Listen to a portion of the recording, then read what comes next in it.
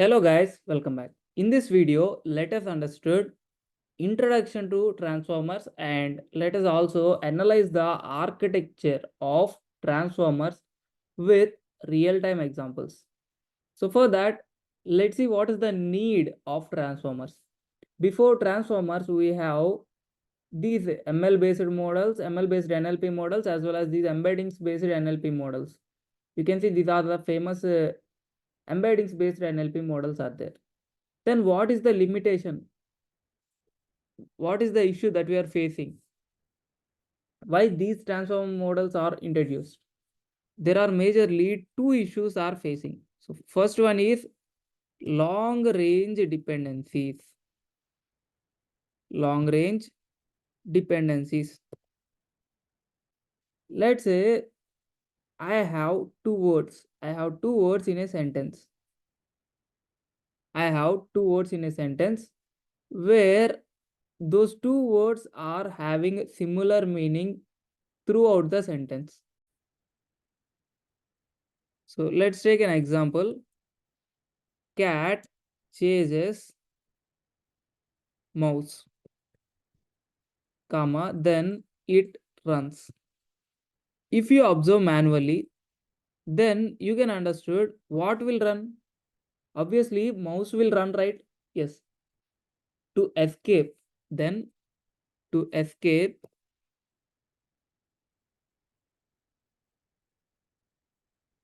to escape from mouse, to escape, it will run. So from this word, so what you can able to understood, it represents mouse. It represents mouse, right? Yes. So like this, these both are having a same meaning, right? Yes. So like that, long range dependencies, if a word is dependent on long range dependent, then those long range dependencies are unable to predictable, or these embedding models are not able to predict such type of dependencies. So that's the one of the major limitation or issue that we face. And second one is, so second issue is processing time. It was taking a lot of time. If you are using these embedding models, these are taking a lot of time because they process sequentially. Here NLP processing happens sequentially.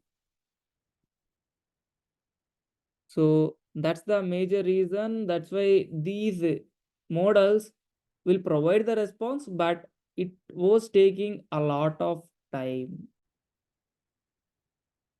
These are the major issues which are facing while using these embeddings based NLP models. To overcome these issues, one more new NLP model got evolved. That is transformer based models. Transformer based models. Transformer based NLP models. NLP models, or you can say transformer architecture, transformer models. This transformer architecture is developed. Basically, this transformer architecture mainly depends on, so what is the major component that overcome these all issues? The major component that overcome all these issues is attention attention mechanism. This attention mechanism actually overcome all the limitations, that is this long range dependencies limitation, as well as processing happens sequentially, taking a lot of time, right? In this attention mechanism, your processing happens parallelly. How parallelly the processing happened, and the long range dependencies are also identified in this attention mechanism. So by using this attention mechanism, transformers transformer architecture is evolved. So what is the requirement of these transformer architecture? The requirement of this transformer architecture is long range dependencies and processing parallelly. So long range dependency, in order to overcome long range dependencies as well as processing happens sequentially taking long time, this transformer architecture came. And after this transformer architecture came, by using this you can able to use attention mechanism. Don't worry, I'll explain what is attention mechanism. First let's define this transformer. This transformer can able to process, or you can say this transformer can able to overcome the issue, that is long range dependencies. It can able to identify the relationship between long range dependencies as well. And the processing, how the processing happens in this transformer architecture, sir, is the processing happens sequentially? No, in this transformer architecture the processing also happens in parallelly. So that's why this model can produce faster results as well. In order to overcome these two limitations, what is the major component that is used by this transformer, sir? The major component or major block that it uses is this attention mechanism. So basically this attention mechanism evolution happened in 2017. You can see this is the paper. Attention for attention for attention is all you need is the paper name. Attention is all you need. It's a paper which was developed by some associates. You can see that, yeah, multiple versions of the same paper have been developed. So let's see the papers online. I'm opening that. In this paper, they introduced this attention mechanism. This is the whole transformer model architecture. They introduced this architecture. These are the persons who introduced this paper. So after introducing of this paper, this architecture, this transformer model architecture is used in real time to overcome those two issues, that is sequentially processing as well as long range dependencies. This is the actual architecture of transformer models. Now let's understood this with examples. Now here you can observe, so basically two blocks are there. So what are the two blocks, sir? This block is encoder block.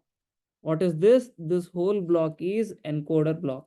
Whereas this whole block is decoder block. This is encoder block and this is the decoder block. So let's first understood a top level overview of it or high level understanding of it. Now let's understood how this transformer model will work with a real-time example. Let's say we created our model. Let's say this model is acting like a word translator. It is translating my words, or language translator or machine translator. If I give English, if I give English input to it, then it is developing me the output of Telugu words. Let's say this model or this transformer model that I have developed for generating the translated language. Then let's analyze or let's understood how this encoder will work and how this decoder will work during that case. So first what we do, we actually provide some English language input, right? Yes. So let's provide it. First English language input is provided here. Then by using this input embeddings, whatever the input at the end, let's discuss about this input embeddings and positional encodings. First let us understand how this encoder works and how this decoder will work. So let's say if I provide hello as the English word that I provide, then what this encoder will do, this encoder will analyze this input. So whatever the sentence or word that you given, that whole sentence will be understood, or it will understood and process all the input that you given. This encoder will understood, this encoder will process all the input, and what this encoder will do, it will understood what is the exact meaning of the given input, that will be identified by this encoder, and that knowledge will be stored, like what is the meaning of the given input, what is the semantic, what is the syntax, that whole data will be stored in this encoder, or you can say this analyzed in the form of knowledge. It will analyze that whole knowledge of the given input. Then based on that knowledge, this decoder will actually generate your result. Like now in this case, what is the expected one? Since we are using it as a translator, it will take the input. Here this encoder will analyze what input is given. That knowledge will be provided as the output from this encoder. Based on that knowledge, this decoder will decode the given input. Then it will provide us the respective output. Since currently it working as a English to Telugu translator, so it will take this word, and what is the output of this word? Hello. So for this word, this is the translated output. So this is how at a top level overview, how encoder will work, how decoder will work. So the purpose of this encoder is to understood the given input in a meaningful manner, and then it will pass that knowledge to the decoder. Then this decoder will actually further process in order to generate the result, whatever the expecting result based on the knowledge, this decoder will generate. Now I think you get a top level overview of what is the purpose or what this encoder is doing and what this decoder is doing. Now let's analyze some more detail how this encoder actually identifies or actually understood the knowledge from the given input. So let's analyze that. So if you see the architecture, you can see in this encoder, so what are the components are there? I have multiple components. So let's first understood the most important, that is this attention component. So let's say understood this attention component. This multi-head attention component will actually implement attention mechanism. What it will implement? Attention mechanism. So let's understood what is attention mechanism in much more detail. This attention mechanism mainly consists of three components. What? This attention mechanism mainly consists of three components. One is self-attention, and the second one is scalar dot product. What? Scalar dot product. So don't worry, I'll explain you in detail with example each and everything. So just observe, so that at the end of the video you can able to get a whole knowledge. And the third component is this multi-headed attention. What? This multi-headed attention. So multi-head attention. So don't worry, this attention mechanism mainly contains these three components. If you are understood these three components, then you can able to understood this attention mechanism. So don't worry, I'll explain you each and every component. So before understanding these three components, So let's take a overview of this. So what is the primary goal of these attention mechanism? The primary goal of this attention mechanism is, so why this is used? Why this attention mechanism is used? This is used to capture relations. Why this is used? This is used to capture relations, and and the first one is to capture relations, and the second one why this is majorly used is for working parallelly, so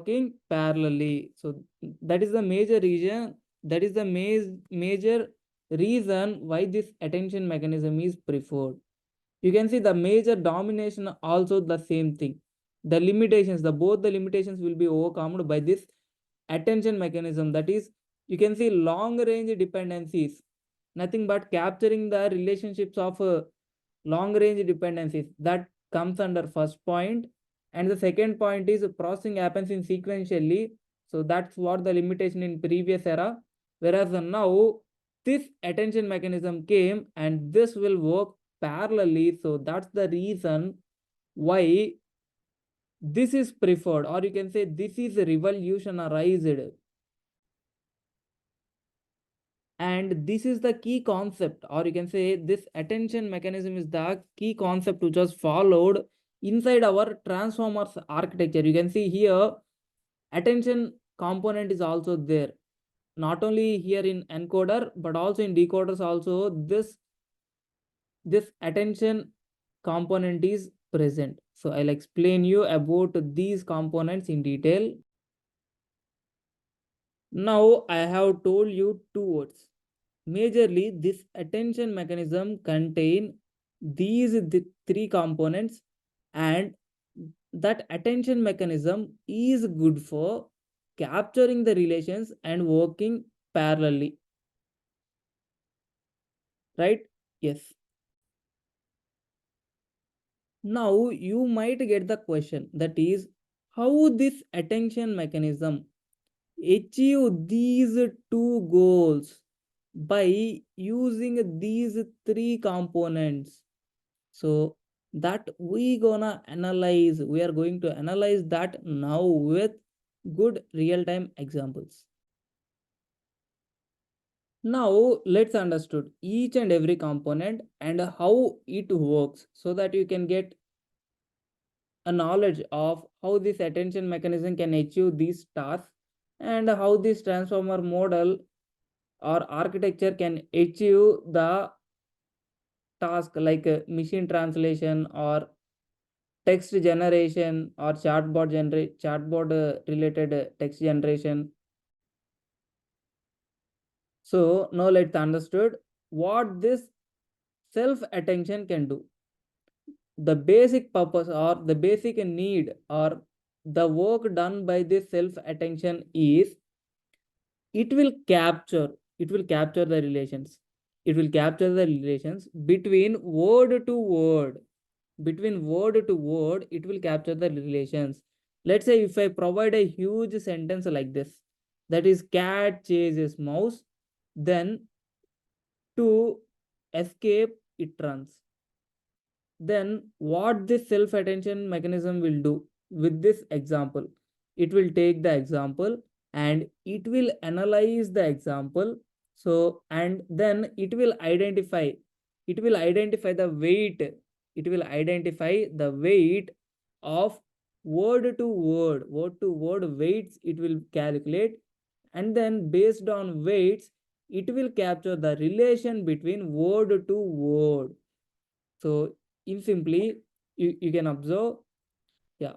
So it will capture word to word relations and weight word to word relations. Through this, you can able to identify that this mouse, this it represents this mouse. Based on the weight, you can able to identify it represents the mouse. This is how this self attention will work. It will capture word to word relations and it will identify the weights.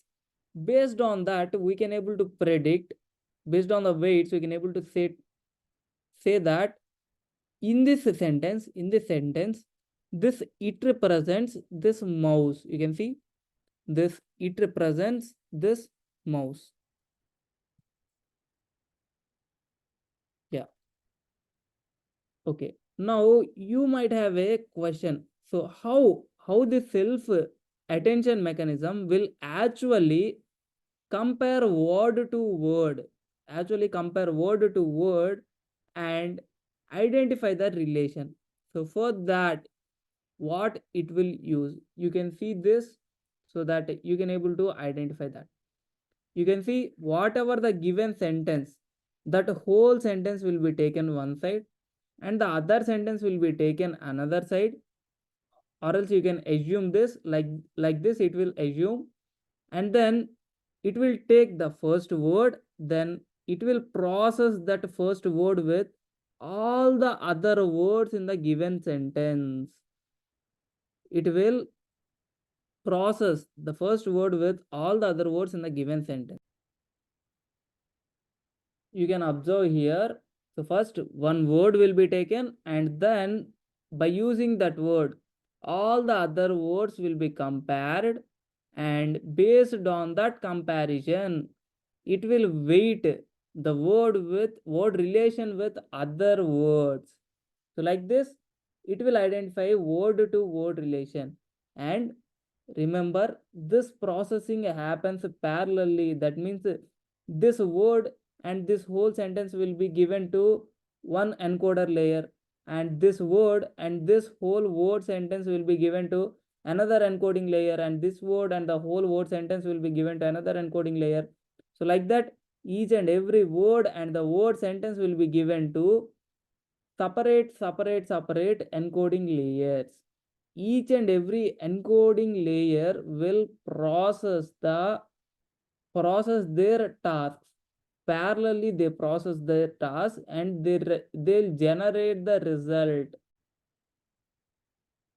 They will generate the word relationship with other word. So like that, it will generate a list of embeddings or a list of numerical representations. That numerical representations represent your relation, whatever the captured relation between word to word, that is represented by a numeric representation. That numeric representation will be generated by whom? Encoder layer. So I hope you understood this. Whatever the input word or sentence that you given to this encoder layer, it first pick each and every word and sentence. This encoder contains multiple layers. Each layer pick one by one word and whole sentence. Then it will identify what it will identify, word to word relation. It will identify word to word relation. Then after identifying this whole word to word relation, it will capture that knowledge. Then it will weight the relation between word to word. You can see this mat is highly related to this mat word. So the relation between them is weighted. You can see the line which came from here to other words. Some lines were thick and some lines were dark. Some lines were thick and some lines were light. So those light or thick represents the weight that is given to these words after comparing the word to word relation based on embeddings only. These will compare based on those embeddings. After comparison, these weights will be given by using that attention mechanism. Based on those weights, we can able to identify the relation between word to word. That word to word relation capturing happened at this self attention level. and that weight giving also happened at this level. So you understood how parallelly the processing happened, and in parallelly how this self attention, or you can say the parallelly processing happens in each and every layer of this encoder. The self attention will simply capture word to word relation, and it will wait, the self attention will wait word to word relation. So that's it. And if you observe some example, cat chased mouse, then to escape it runs. The In this example, it represents what? This mouse. So that will be identified, that is a word to word relation will be identified at this self attention level. Now let's look at another component, that is scaled dot product attention. So what this will do, what this will do this actually, the purpose of this, the main purpose of this is context awareness.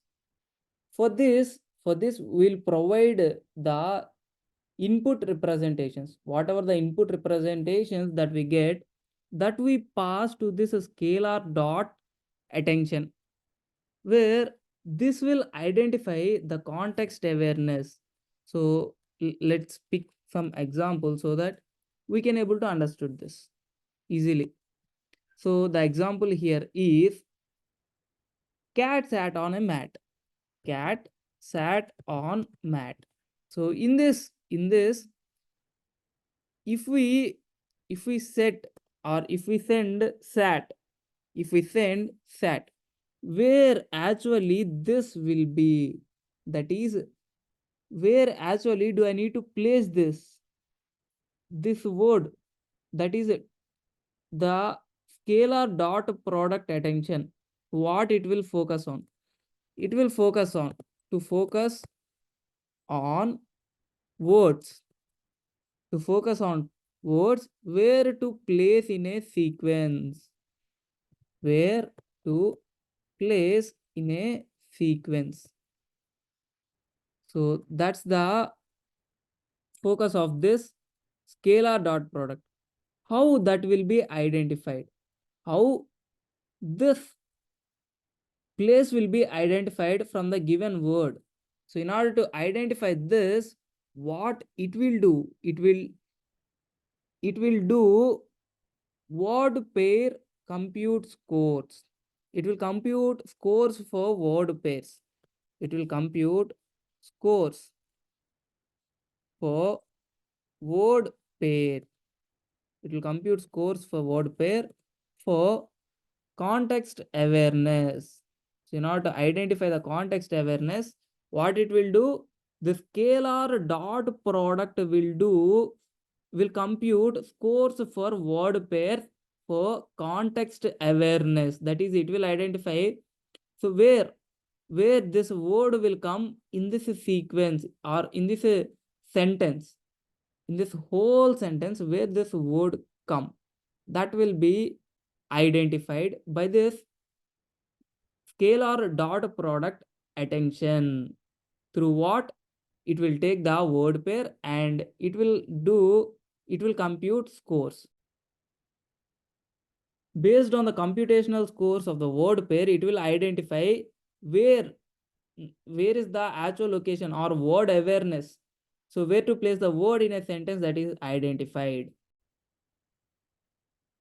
Now we have observed and analyzed these two, that is, this self attention will capture word to word relations and it will wait, whereas this scalar dot product attention will actually compute the scores of word pairs for context awareness. Whereas what this will do, this multi-headed attention, will this also will capture relations only. So what relations it will capture?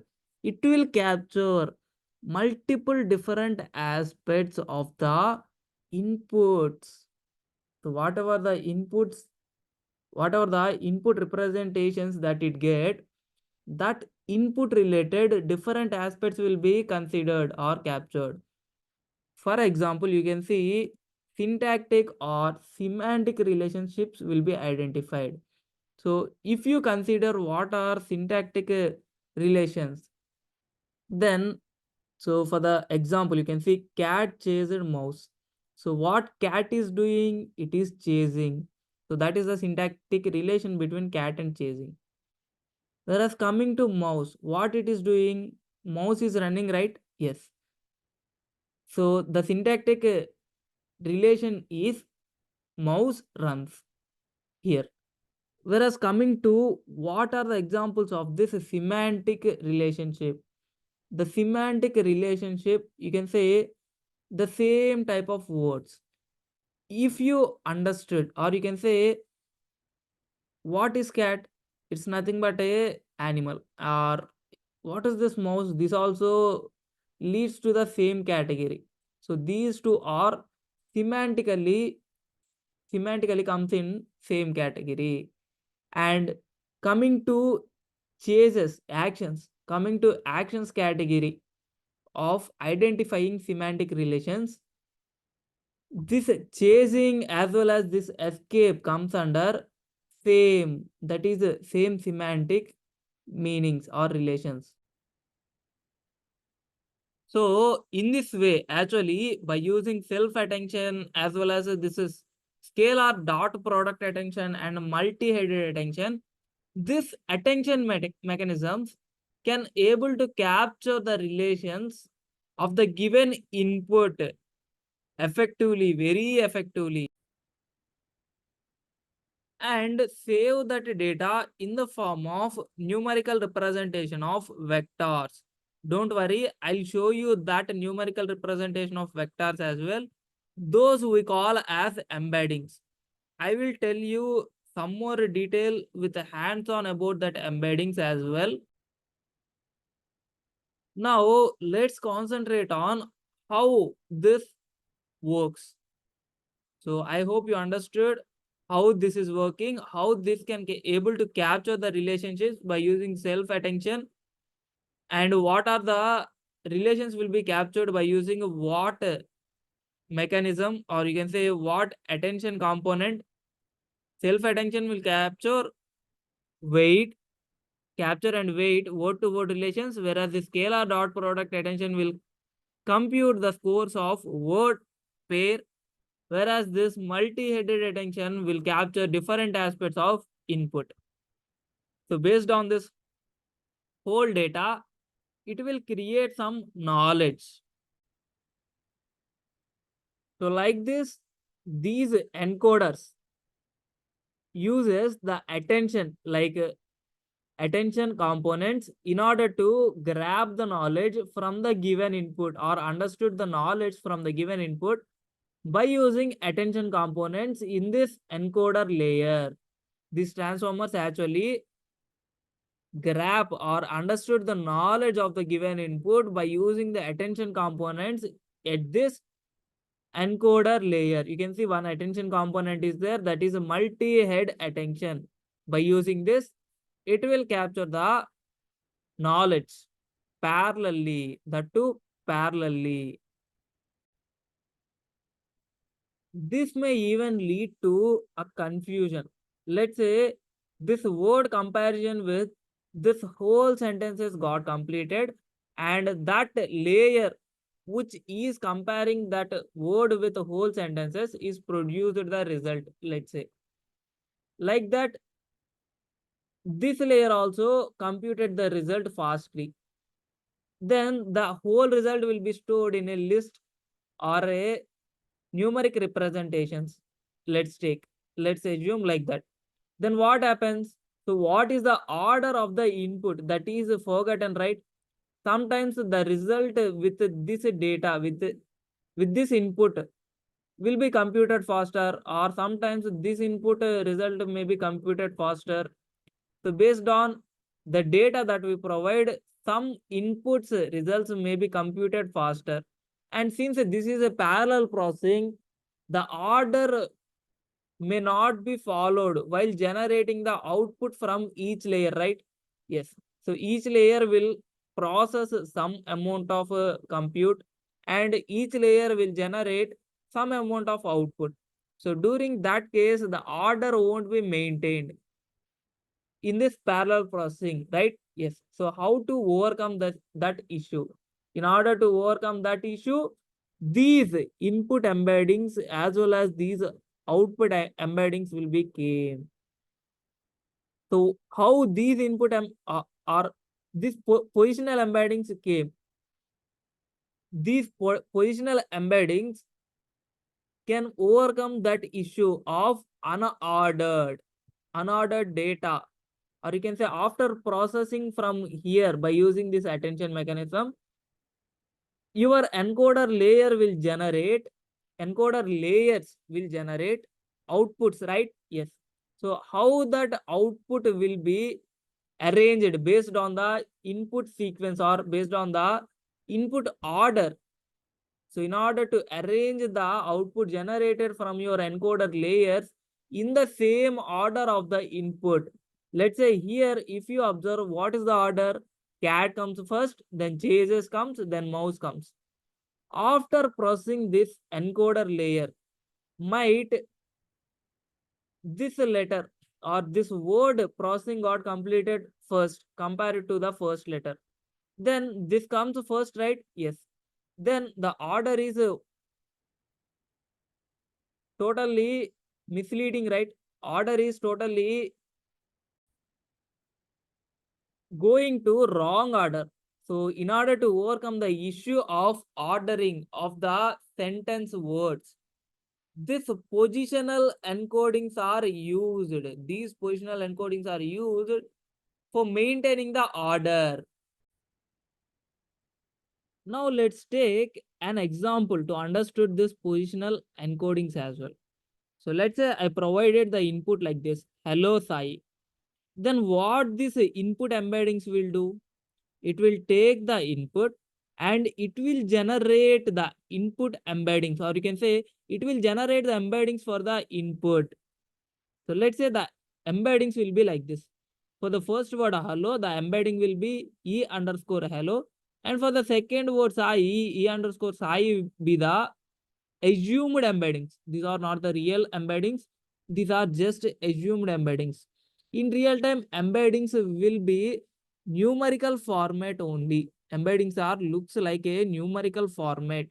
They are like numbers, not like this. So just to represent the embeddings, I have taken these two words as just an example like this. Then this input embeddings will generate the embeddings like this. Then that input embeddings will be passed to this positional encoding. So at here, it will generate the same number of positional encodings. Since here only two embeddings are there, it will generate two positional encodings and it will add that positional encodings with the embeddings. Then this whole data will be sent to our encoder. So if you look at the example, since these two embeddings will be sent to this encodings, what is the first embedding? That is e underscore hello. For that, since it's a first embedding, p underscore 1, that is the positional encoding will be added. And for the second embedding, p underscore 2, that is positional encoding 2 will be added. So like that, in real time, what is the length, or you can say how many embeddings are there? Those many positional encodings were generated and added to the given input, and that will be sent to our attention mechanism. This attention mechanism will pick each and every embedding of the word, and based on the embedding of the word, it will do its process, and it will capture the relations, and it will further send the parallelly processed output. This first word will be taken by one encoder and the second word will be taken by one encoder, and that processing happens individually for the two encoders parallelly, and then those will send the result to the further next layer. And during sending the data to the next layer, so in order to overcome the issue of order mismatch, or you can say wrong order sending to the next layer of the words processed data. It will follow these positional encodings. Based on the positional encodings, in the similar way, the processed data will be sent from this encoding layers to the next layer. This is how these positional encodings will overcome the issue of word ordering goes wrong. So that word ordering going wrong will be overtaken by these positional encodings. So in this way. Now consider the flow. First, this input is sent to these embeddings. These input embeddings will generate me the embeddings. These positional encodings will add some positional encodings to the generated embeddings, and it will send the input to the attention layer of my encoder, right? Yes, inside my encoder to the attention layer, these inputs have been sent, and that attention layer will actually do further processing like capturing the relations, and then that will send the data to this add and norms. Now let's consider what is the requirement of this add and norms and what it will do. To understood the requirement of this add and norm, so let's consider the previous input, how we are getting the input from this attention layer. Actually, we are getting the input in the form of embeddings. That is nothing but a numerical representation. In that numerical representation, there is a chance of floating values, floating point values generated by the computer are very near to zero sometimes and very far away from zero. So two cases, these two cases will lead to vanish gradient, will lead to vanish gradient. So in order to stabilize and train, in order to stabilize the training speed of our transformer, in order to stabilize or improve the stability and training speed of our transformer, we need to mitigate those, or you can say we need to normalize those vanished gradients to persistent mean and variance. For that task, we can done it with this add and norm. So let's write this. So what is the major purpose of it? To improve, to improve the stability, to improve the stability and training speed, to improve the stability and training speed of transformer model. So how we do this? By using this, we can able to achieve this by mitigating or layer normalization, by mitigating or layer normalization of, by mitigating the vanished gradient or layer normalization. So by doing this, what we can achieve? To achieve persistent or permanent mean and variance, what do we use? This add norm, add and norm. This add and norm component is used in this transformers layers. So not only here in embedding layers or in ML based layers, also this component will be used most frequently. The major new component introduced in this transformer model is this attention mechanism. So then if you move further, so here whatever the data coming from here, that is normalized and stabilized, so that in this layer, so that further the training speed will be improved. Then that data will be sent to this feed and feed forward. So what is this feed forward? This feed forward is nothing but, so in full form, we can call it as FFN, feed forward networks. In short, we call it as FFN, and in long, we call it as feed forward networks. Why it is used? To understand complex and non-linear relations. Non-linear relations of input data, of input representations. So further, after this processing done by this multi-head attention layer, the data further send, the normalized data further sent to this feed forward networks in order to analyze further related to the complex relations and non-linear relations of the input representations. This feed forward network is used. So then after identifying this further, again, the data is normalized. Again, the data is normalized, and that data, or you can say the data is sent to this decoder layer. Then what this decoder layer will do, sir?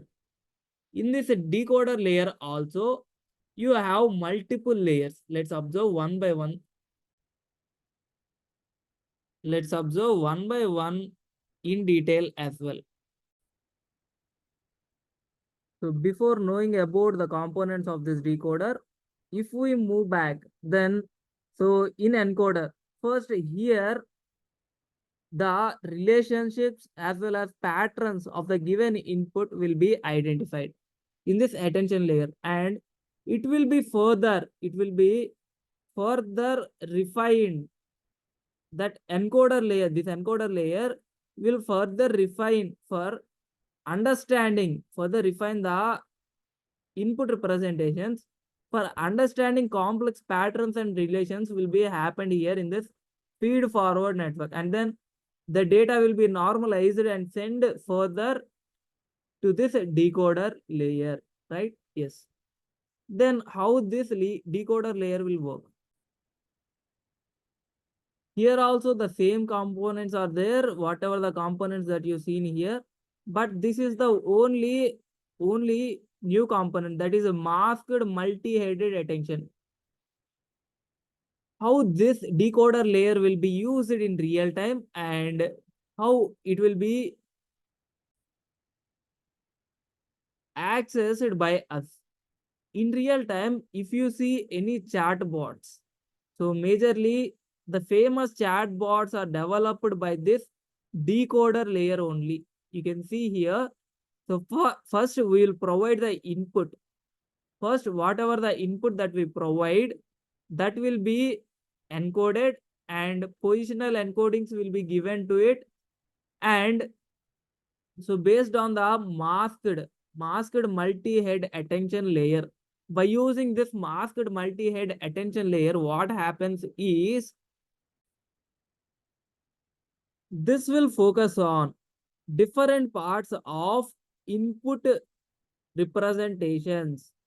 So whatever the input data that is sent from this embeddings, from that it will only focus on different parts of input representation, and it will mask all the other parts, so that data will be sent further to this layer.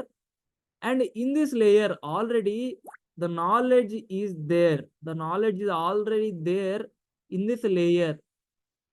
Due to this processing, due to this encoder layer, previously only we trained our chatbot with some data, and that knowledge will be already available in this layer.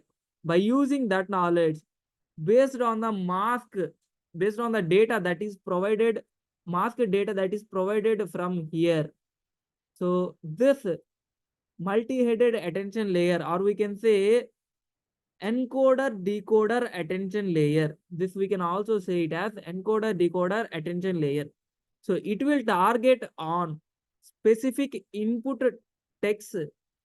It will target on only specific input text, and Based on that, it will generate you the output. So let's write the use case of these two components as well. That is this masked multi-head attention layer use case, as well as this layer. So in order to, it also looks the same name, but let's make it the different name.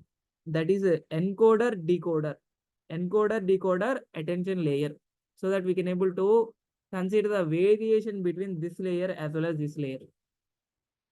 So let's first write the understanding of this masked multi-headed attention. So what this focus on? This focus on different parts of input layer. So let's write that focus on different parts of input layer or input representations. So it will focus on different parts of input representations. So what about this layer? That is a multi-headed attention layer in decoder. We can even call it as encoder-decoder attention. So let's write the definition for it as well. That is encoder-decoder attention, right? Yeah. Encoder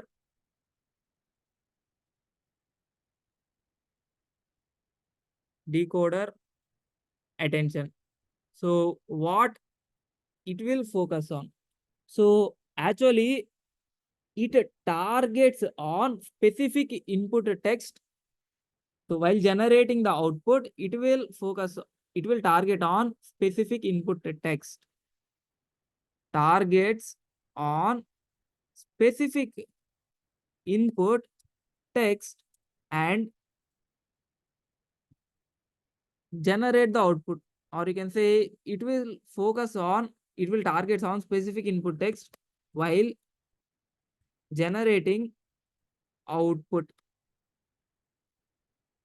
So it will just focus on specific input text while generating the output. So that is about these two main important layers. Whereas coming to other layers like positional encodings, output embeddings also same.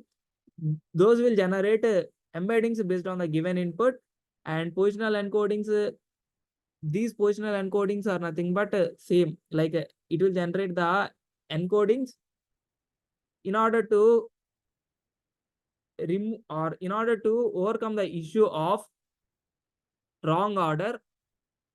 And this multi-masked headed attention layer will focus on specific text, and it will mask the other while processing one layer of text. Like that, multiple layers are there, and by using the multiple layers, it will generate multiple outputs.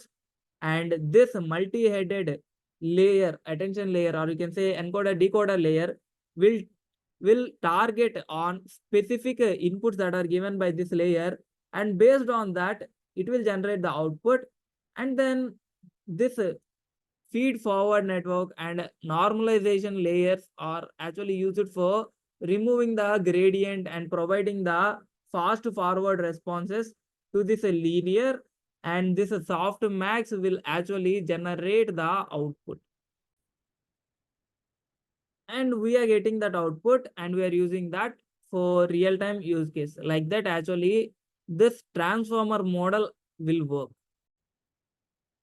In brief, if you observe, if we provide this input, or you can say if I use this transformer model for machine translation, you can use this model for machine translation as well as the text generation, text summarization. So not only those, these are the major use cases. You can use this model for multiple use cases. Now let's say I'm using it for the translation, machine translation, and I provided this input. Then first this model will generate the embeddings, and it will take that as a knowledge, and based on that knowledge it will actually generate the predicted output, and then it will generate that output, and you can see like this, it will generate the output and it will provide you the output. Like this, actually, this is the whole concept of attention mechanism and how it works, and what is the requirement of this transformer model, and what is the architecture of this transformer model you have understood, and what are the limitations that this transformer model will overcome, and what is the attention mechanism, what are the main components in it, and what are the main components actually present in your transformer model, and how it will actually work. So those all things you have observed and you have learned from this video, I hope. So I hope this video is useful. So if you feel this video is useful, if you feel this video is useful and you understood this transformer model architecture and requirement, and you get some knowledge from this video, then please like, share, subscribe, and hit the bell icon to get the latest updates. And don't forget to comment so that I can able to understood your review. So thanks for watching. See you back in the next video with another interesting topic. Until then, bye bye guys.